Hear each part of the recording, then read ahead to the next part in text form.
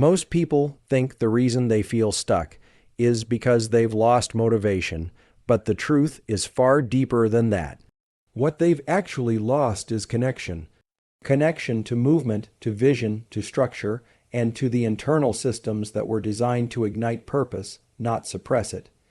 Feeling stuck is not weakness. It is not a lack of ambition or intelligence.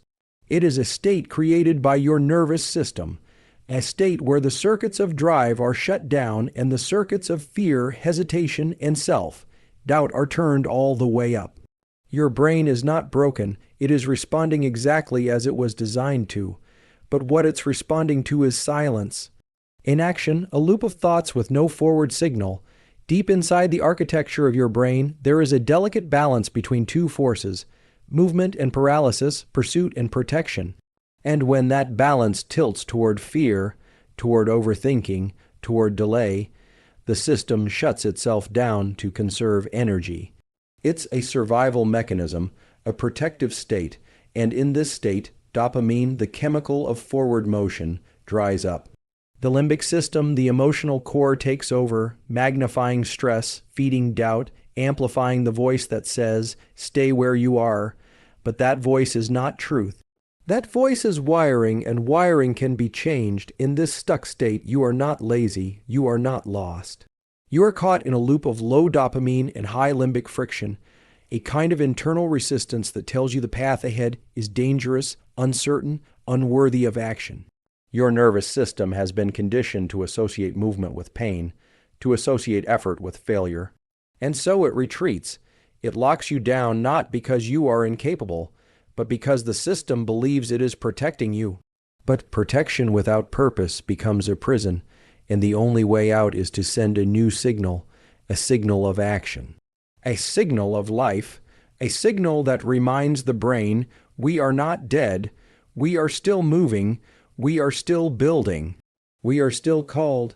The mind will not wake up because you wish it would. It will not catch fire because you think positive thoughts. It responds to biology, to behavior, to motion. And when you understand that this stuckness is not a flaw, but a function, something designed by the Creator to be activated, you begin to take your first step, not from shame, but from authority.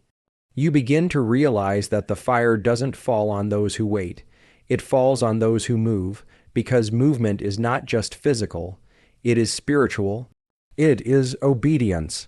It is a declaration that you will not be ruled by a frozen system, but that you will bring that system back to life through discipline, through repetition, through deliberate pursuit. When the dopamine system begins to reignite, everything changes, vision clears, breath steadies. The fog begins to lift, not because circumstances have shifted, but because you flipped the switch at the source. You didn't wait to feel ready. You gave your nervous system a reason to believe again, and when belief takes root in the body, not just the mind, it becomes unstoppable. You don't need more time, you need more truth, and the truth is, your brain was built to rise again. It was built to break loops. It was built to be renewed, and what feels like stuck is only the silence before the awakening. Motion is the medicine your nervous system was designed to respond to. Not just random activity, but deliberate, forward movement that sends a powerful message to your brain. We are no longer frozen. The feeling of being stuck is real, but it is not your final state.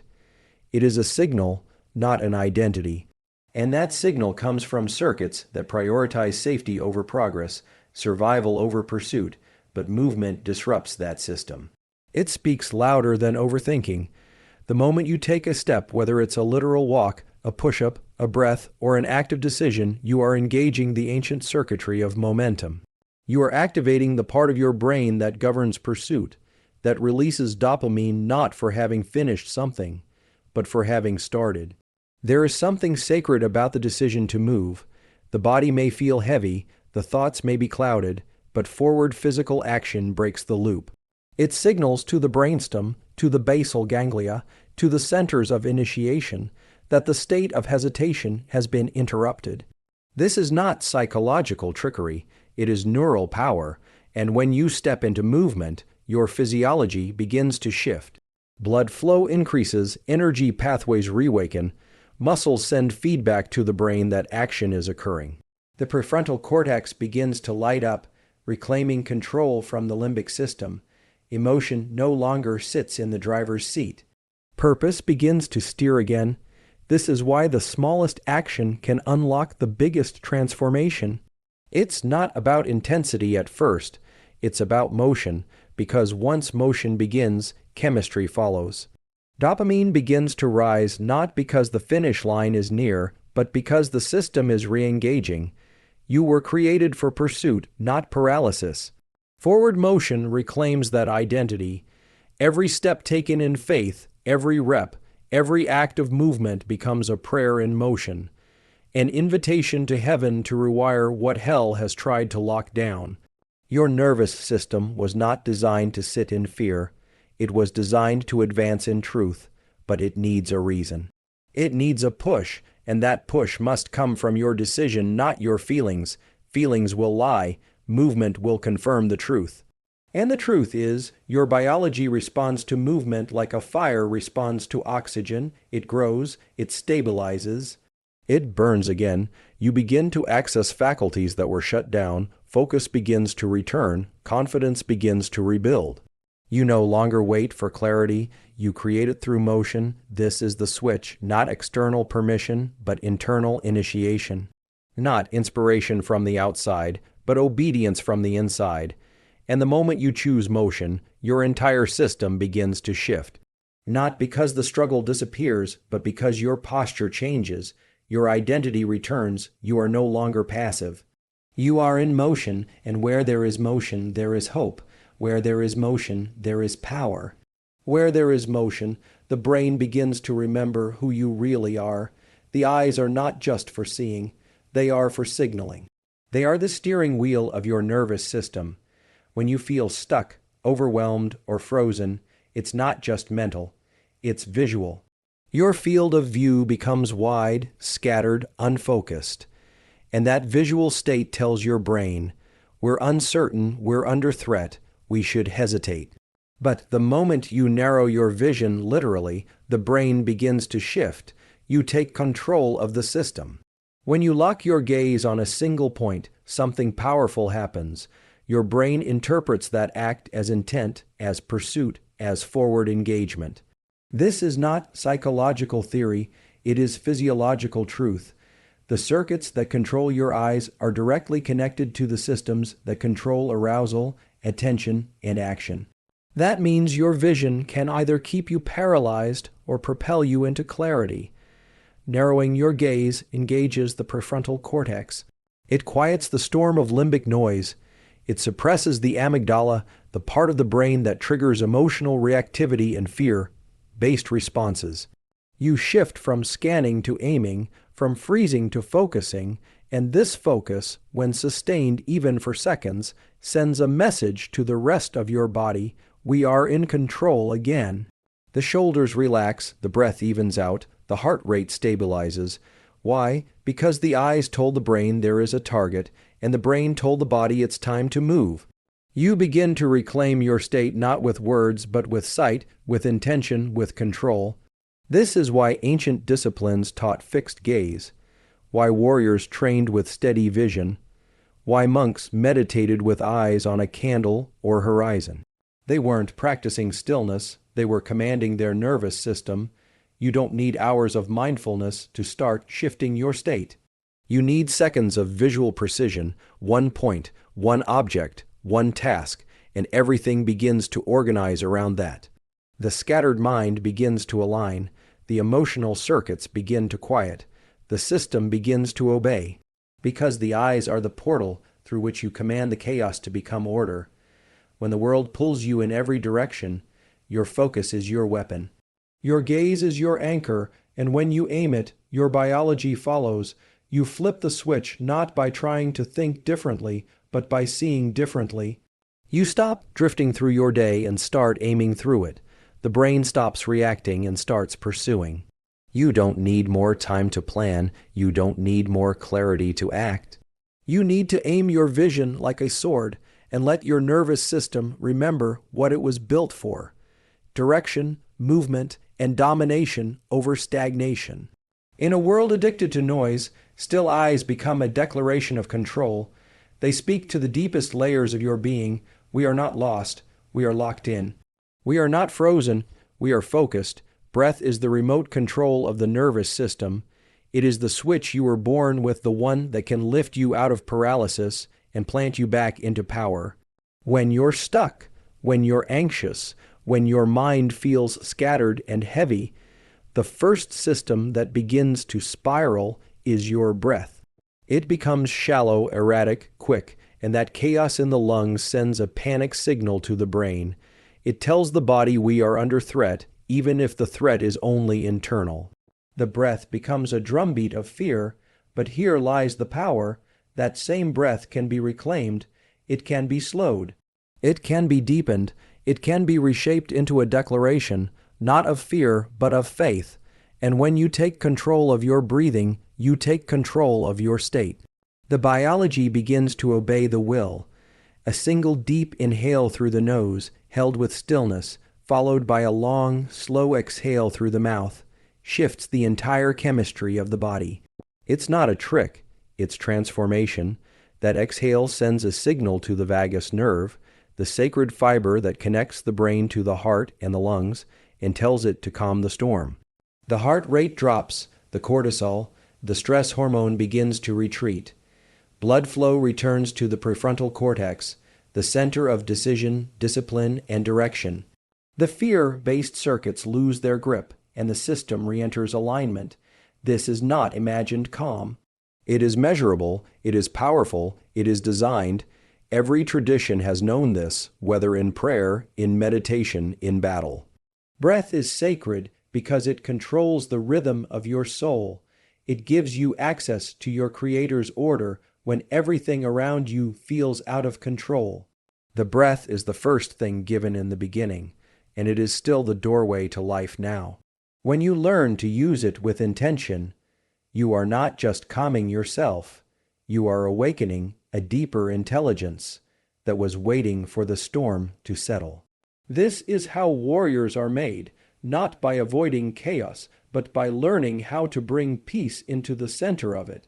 When you breathe with purpose, you train the brain to listen again. You create space between the emotion and the reaction. And in that space, strength is reborn.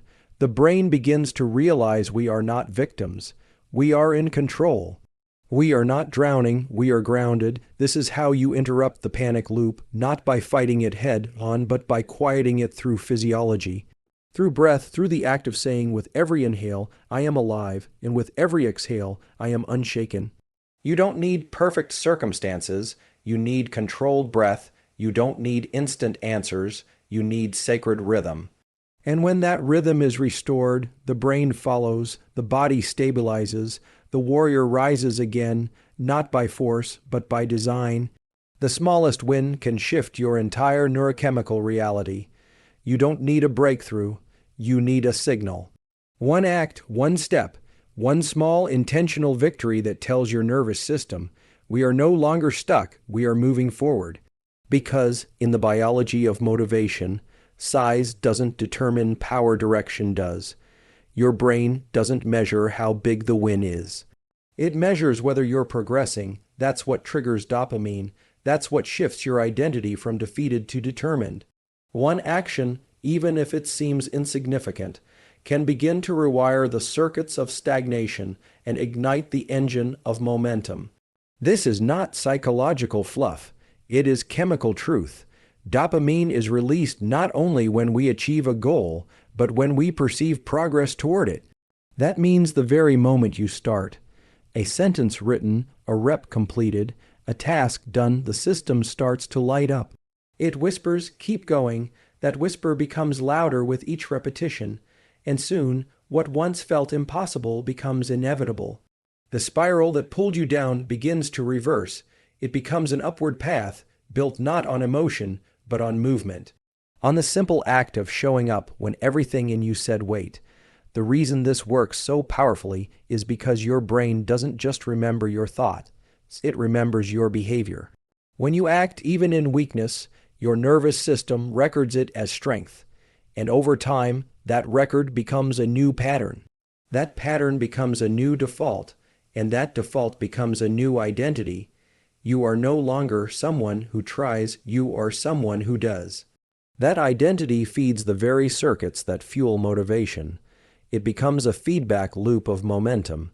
Action leads to dopamine, dopamine fuels more action, and more action reshapes the mind. But this only begins when you honor the small.